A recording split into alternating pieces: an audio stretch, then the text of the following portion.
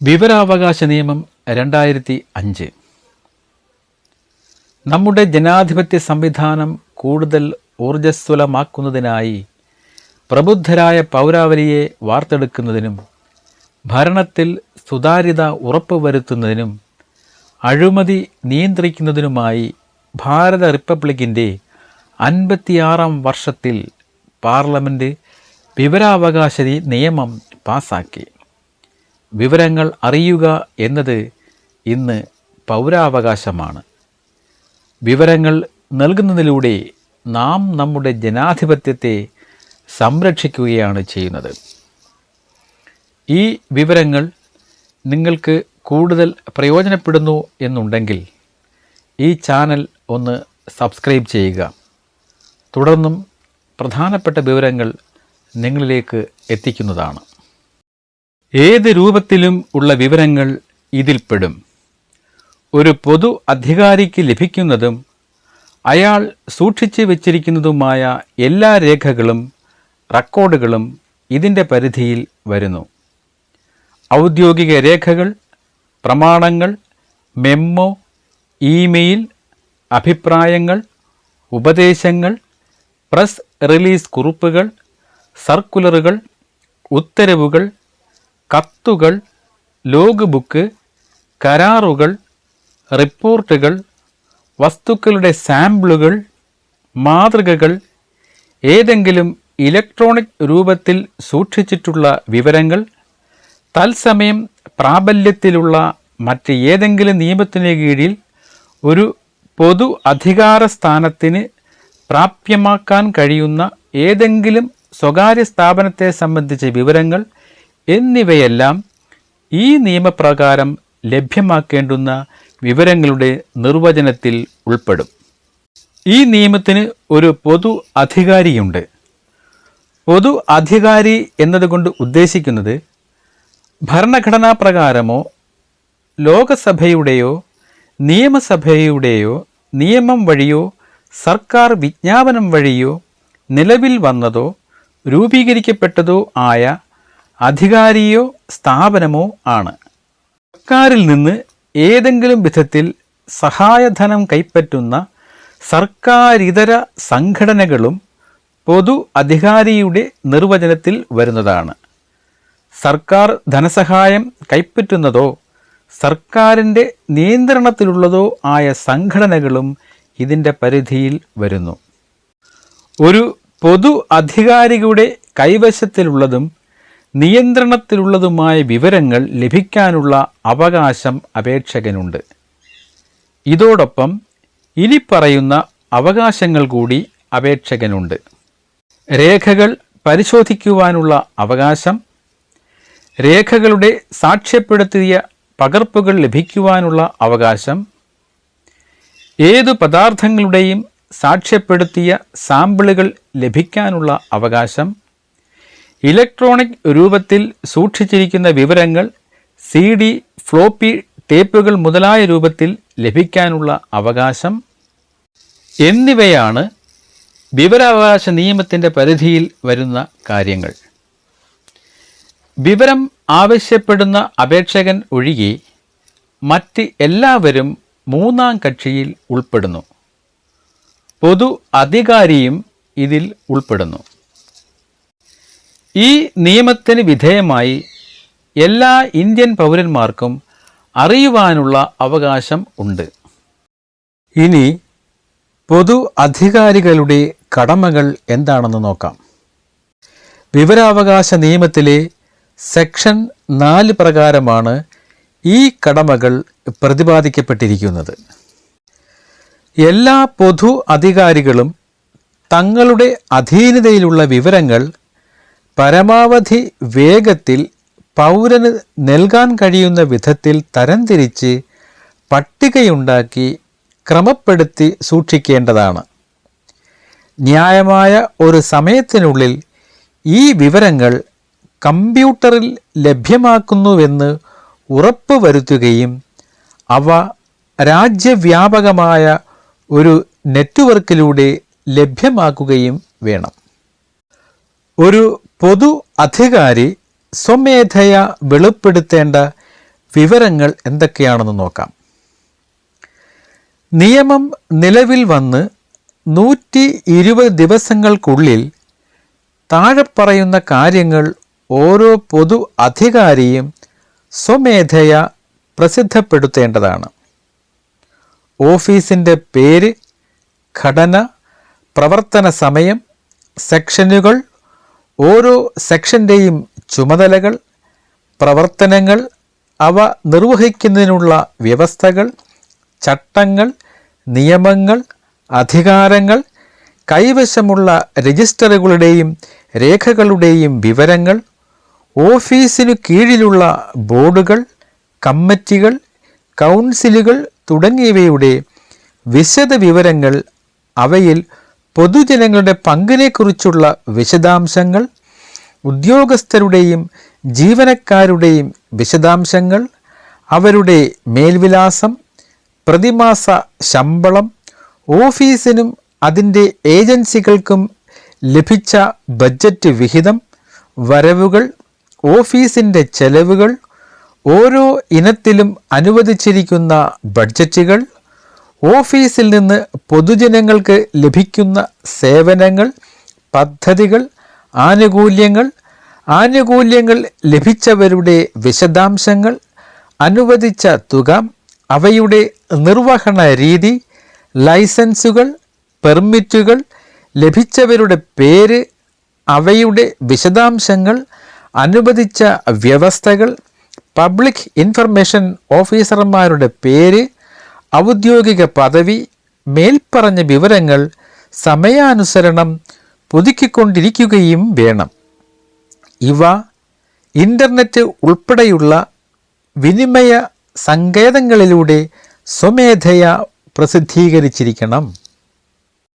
Public information ഓഫീസർമാരുടെ നിയമനവും അവരുടെ ചുമതലകളും നമുക്ക് നോക്കാം.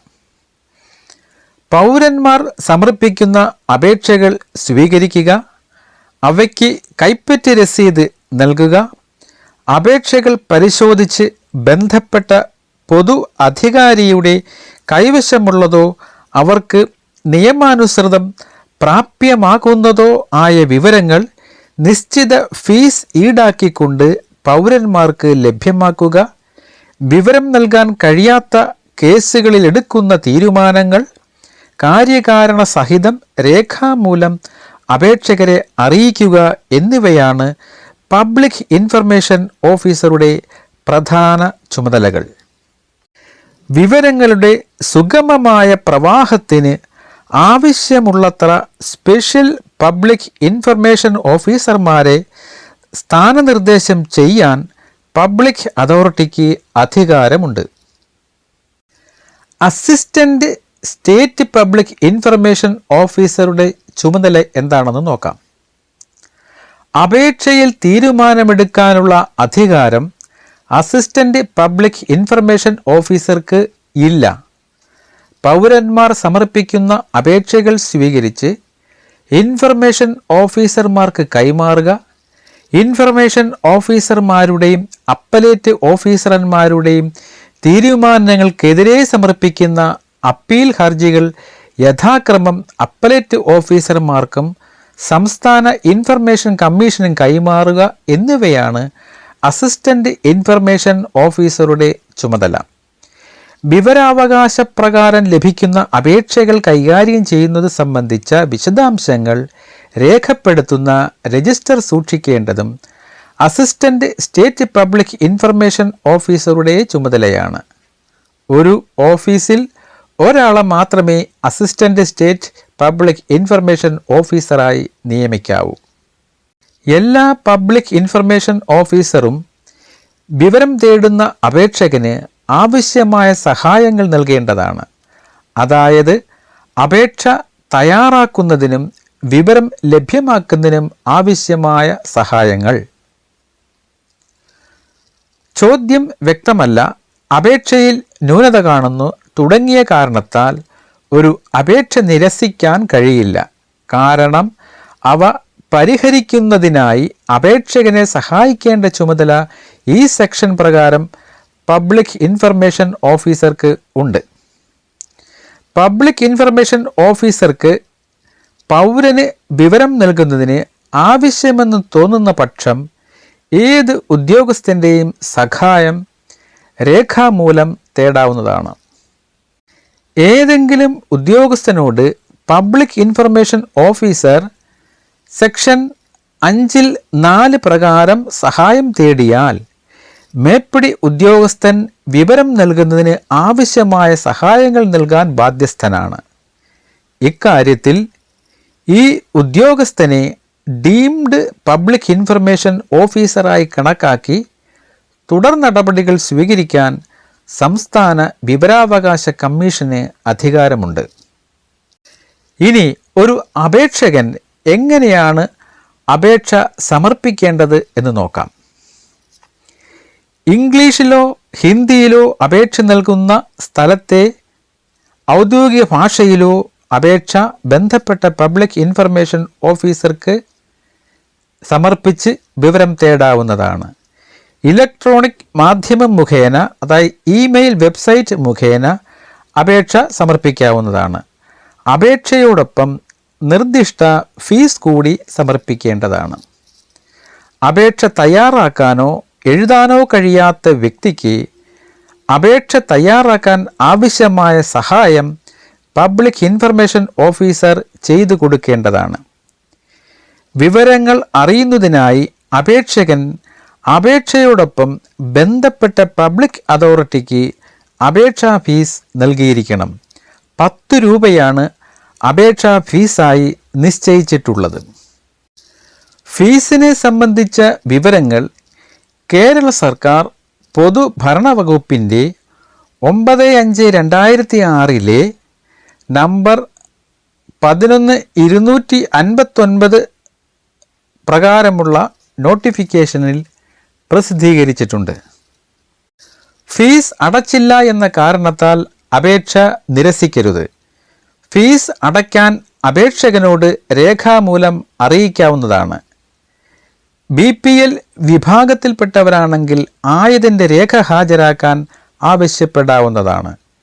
ഫീസ് അടച്ച രേഖയോ BPLൻ്റെ രേഖയോ ഹാജരാക്കുന്ന ദിവസം മുതൽ മാത്രമേ സമയപരിധി കണക്കാക്കേണ്ടതുള്ളൂ. അപേക്ഷകൻ വിവരം തേടുന്നതിൻ്റെ കാരണം ആവശ്യപ്പെടാൻ പാടില്ല. അപേക്ഷകനെ ബന്ധപ്പെടുന്നതിനുള്ള വിലാസം മാത്രമേ ആവശ്യപ്പെടാവൂ. അപേക്ഷകൻ ആവശ്യപ്പെട്ട വിവരങ്ങൾ ഏതെങ്കിലും ഒരു പൊതു അധികാരിയുടെ കൈവശത്തിലാണെങ്കിൽ പ്രസ്തുത അപേക്ഷയോ അപേക്ഷയിലെ ബന്ധപ്പെട്ട ചോദ്യങ്ങളോ 5 ദിവസത്തിനുള്ളിൽ ബന്ധപ്പെട്ട പൊതു അധികാരിക്ക് കൈമാറേണ്ടതാണ്. അപേക്ഷ കൈമാറിയ വിവരം അപേക്ഷകനെ അറിയിച്ചാൽ മതിയാകുന്നതാണ്. എന്നാൽ ആവശ്യപ്പെട്ട വിവരങ്ങൾ ഒന്നിലധികം പൊതു അധികാരിയുമായി ബന്ധപ്പെട്ടവയാണെങ്കിൽ വെവ്വേറെ അപേക്ഷകൾ ബന്ധപ്പെട്ട പൊതു അധികാരികൾക്ക് സമർപ്പിക്കണമെന്ന വിവരം അപേക്ഷകനെ അറിയിച്ചാൽ മതിയാകുന്നതാണ്. വിവരാവകാശ പ്രകാരം ആവശ്യപ്പെടുന്ന കാര്യങ്ങളുടെ അപേക്ഷയിൽ മേലുള്ള തീരുമാനം എങ്ങനെയാണെന്ന് നോക്കാം. അപേക്ഷകൻ ആവശ്യപ്പെട്ട വിവരങ്ങൾ കഴിയുന്നതും വേഗം നൽകണം. പരമാവധി 30 ദിവസത്തിനകം നൽകണം. അത് അവധി ദിവസങ്ങൾ ഉൾപ്പെടെയാണ് 30 ദിവസമായി കണക്കാക്കുന്നത്. ഒരു വ്യക്തിയുടെ ജീവനെയോ സ്വാതന്ത്ര്യത്തെയോ ബാധിക്കുന്ന വിവരങ്ങളാണെങ്കിൽ 48 മണിക്കൂറിനകം നൽകേണ്ടതാണ്. നിശ്ചിത സമയപരിധിക്കകം വിവരം നൽകാതിരിക്കുകയോ അപേക്ഷയിൽ തീരുമാനം എടുക്കാതിരിക്കുകയോ ചെയ്താൽ പബ്ലിക് ഇൻഫർമേഷൻ ഓഫീസർ അപേക്ഷ നിരസിച്ചതായി കണക്കാക്കും. വിവരം നൽകുന്നതിന് കൂടുതൽ ചെലവ് ആവശ്യമാണെങ്കിൽ പബ്ലിക് ഇൻഫർമേഷൻ ഓഫീസർ ആയത് അപേക്ഷകനെ രേഖാമൂലം അറിയിക്കേണ്ടതാണ്. ചെലവ് ആവശ്യപ്പെട്ട് അറിയിപ്പ് നൽകുന്ന തീയതി മുതൽ അപേക്ഷകൻ ഫീസ് അടച്ച വിവരം രേഖാമൂലം അറിയിക്കുന്ന തീയതി വരെയുള്ള സമയം വിവരം നൽകുന്നതിനുള്ള നിശ്ചിത സമയപരിധിയിൽ നിന്ന് ഒഴിവാക്കാവുന്നതാണ്. കൂടുതൽ ഫീസ് ആവശ്യപ്പെട്ട തീരുമാനത്തിന്മേൽ അപേക്ഷകന് അപ്പീൽ സമർപ്പിക്കാവുന്നതാണ്. അതിനാൽ കൂടുതൽ ഫീസ് അടയ്ക്കാൻ അപേക്ഷകന് നൽകുന്ന അറിയിപ്പിൽ ഫീസ് കണക്കാക്കിയ വിധം, അപ്പീൽ അവകാശം, അപ്പീൽ അതോറിറ്റിയുടെ വിശദാംശങ്ങൾ, അപ്പീൽ നൽകാനുള്ള സമയപരിധി എന്നിവ കൂടി അപേക്ഷകനെ അറിയിക്കണം. വിവരം തേടുന്നയാൾ ഇന്ദ്രിയ സംബന്ധമായ വൈകല്യങ്ങൾ അനുഭവിക്കുന്ന ആളാണെങ്കിൽ വിവരം പരിശോധിക്കുന്നതിന് പബ്ലിക് ഇൻഫർമേഷൻ ഓഫീസർ അയാളെ സഹായിക്കേണ്ടതാണ്. വിവരാവകാശ നിയമത്തിലെ ഫീസ് ഇളവുകൾ എങ്ങനെയൊക്കെയാണെന്ന് നോക്കാം. ദാരിദ്ര്യരേഖയ്ക്ക് താഴെയുള്ള വ്യക്തികളെ അപേക്ഷാ ഫീസ് നൽകുന്നതിൽ നിന്നും ഒഴിവാക്കിയിട്ടുണ്ട്.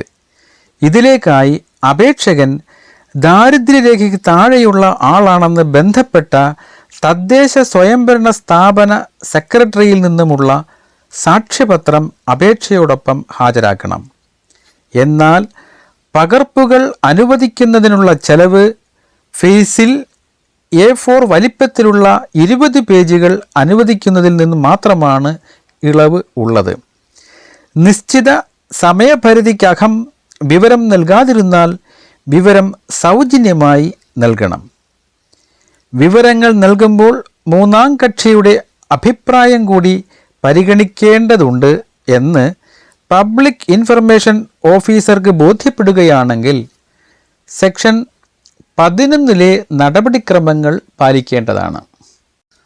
ഒരു അപേക്ഷ നിരസിക്കുകയാണെങ്കിൽ നിരസിക്കാനുള്ള കാരണം, അപ്പീൽ സമർപ്പിക്കാനുള്ള അവകാശം, അപ്പീൽ കാലാവധി, അപ്പീൽ അതോറിറ്റിയുടെ വിശദാംശങ്ങൾ തുടങ്ങിയവ അപേക്ഷകനെ നിശ്ചിത സമയപരിധിക്കകം രേഖാമൂലം അറിയിക്കേണ്ടതാണ്. ഒരു പൊതു അധികാരസ്ഥാനത്തിൻ്റെ നിവൃത്തി മാർഗങ്ങൾക്ക് അനുയോജ്യമല്ലാതെ വ്യതിചലിപ്പിക്കുന്നില്ല എങ്കിലും പ്രസക്ത രേഖയുടെ സുരക്ഷിതത്വത്തിനോ സൂക്ഷിപ്പിനോ ഹാനികരമല്ല എങ്കിലും ഒരു വിവരം സാധാരണയായി അത് ആവശ്യപ്പെട്ട രൂപത്തിൽ നൽകേണ്ടതാണ്. ഒരു അപേക്ഷയിന്മേൽ തീർപ്പ് കൽപ്പിക്കുന്നതിനായി സ്വീകരിക്കേണ്ട നടപടിക്രമങ്ങൾ നോക്കാം. വിവരാവകാശ നിയമപ്രകാരമുള്ള അപേക്ഷ ഏറ്റവും ലളിതമായ നടപടിക്രമം സ്വീകരിച്ച് പരമാവധി വേഗത്തിൽ പ്രോസസ്സ് ചെയ്യേണ്ടതാണ്. ഈ നിയമപ്രകാരം അപേക്ഷകൻ ആവശ്യപ്പെട്ടിരിക്കുന്ന വിവരങ്ങൾ നൽകേണ്ടതുണ്ടോ ഇല്ലയോ എന്ന കാര്യത്തിൽ ഉചിതമായ തീരുമാനമെടുക്കാനുള്ള പൂർണ്ണവും സ്വതന്ത്രവുമായ അധികാരം ഇൻഫർമേഷൻ ഓഫീസർമാരിൽ നിക്ഷിപ്തമാണ്. അതിനാൽ സാധാരണ ഫയൽ പ്രോസസ്സ് ചെയ്യുന്നതിന് സ്വീകരിക്കുന്ന നടപടിക്രമങ്ങൾ കർശനമായും ഒഴിവാക്കേണ്ടതാണ്. കാരണം മേലധികാരിയുടെ ഉത്തരവോ തീരുമാനമോ ഒരു വിവരം നിരസിക്കാനുള്ള കാരണമല്ല. ഇനി വിവരാവകാശ നിയമപ്രകാരം നൽകേണ്ടതില്ലാത്ത വിവരങ്ങൾ എന്തൊക്കെയാണെന്ന് പറയാം. അത് ഈ നിയമത്തിൻ്റെ സെക്ഷനിലെ 8 പറയുന്ന കാര്യങ്ങളാണ്. ഭാരതത്തിൻ്റെ പരമാധികാരത്തെയും അഖണ്ഡതയെയും രാജ്യത്തിൻ്റെ സുരക്ഷിതത്വത്തെയും പ്രാധാന്യത്തെയും ശാസ്ത്രീയവും സാമ്പത്തികവുമായ താൽപ്പര്യങ്ങളെയും വിദേശ രാജ്യവുമായുള്ള ബന്ധത്തെയും ഹാനികരമായി ബാധിക്കുന്നതും അല്ലെങ്കിൽ ഒരു കുറ്റകൃത്യത്തിന് പ്രേരണ നൽകുന്നതുമായ വിവരങ്ങൾ നൽകേണ്ടതില്ല.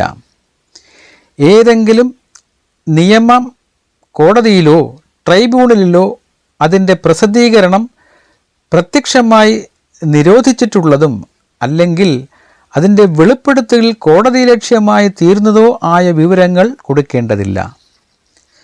പാർലമെൻറ്റിലോ സംസ്ഥാന നിയമസഭയുടെയോ വിശേഷാൽ അവകാശത്തിൻ്റെ ഒരു ലംഘനമായി തീർന്നേക്കാവുന്ന വിവരങ്ങൾ കൊടുക്കേണ്ടതില്ല. മൂന്നാം കക്ഷിയുടെ മത്സരാവസ്ഥയ്ക്ക് ദോഷം ചെയ്യാനിടയുള്ള വാണിജ്യ രഹസ്യത്തിൻ്റെയും വ്യാപാര രഹസ്യത്തിൻ്റെയും ഭൗതിക സ്വത്തുക്കളും ഉൾപ്പെടെയുള്ള വിവരങ്ങൾ കൊടുക്കേണ്ടതില്ല. വിശ്വാസാധിഷ്ഠിത ബന്ധത്തിന്മേൽ ഒരു വ്യക്തിക്കു ലഭ്യമായ വിവരവും കൊടുക്കേണ്ടതില്ല.